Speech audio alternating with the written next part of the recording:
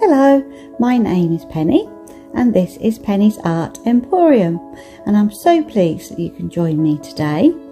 As you can see, I have started to sketch out a painting of where everything is going to be, and it is going to be Lake Louise in Canada.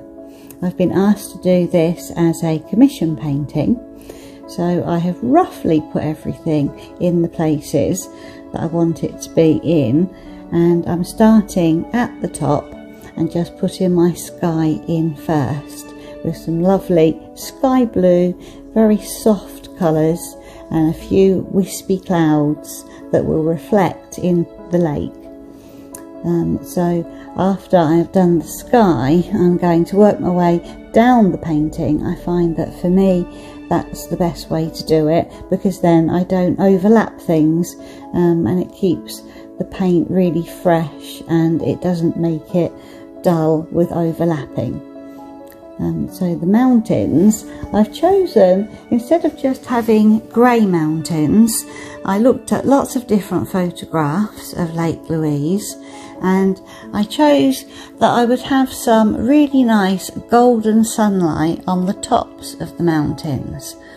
So I'm just putting the rough colours of where things are going to go in now, and I'm using for this painting a tiny 000 brush.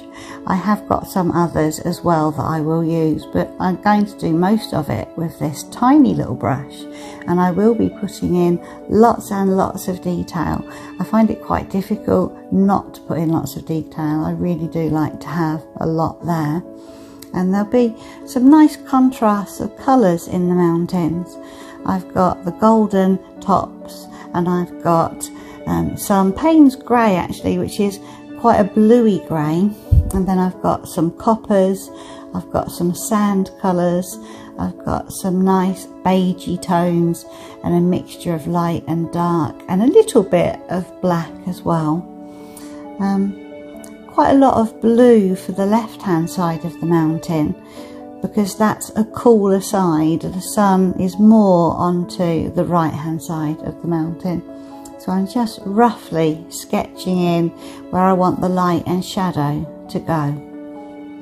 And then after this I will work my way down again, and I shall do the lovely greens of the trees and the shoreline, and I will do some beautiful reflections in the water of the mountains, which is definitely a big challenge for me. I haven't done anything on this scale of detail before, so I am really enjoying the challenge of it. It has taken me a couple of weeks to do this painting, and I'm just reviewing it now and looking at the video and just trying to help you to understand what I'm doing really.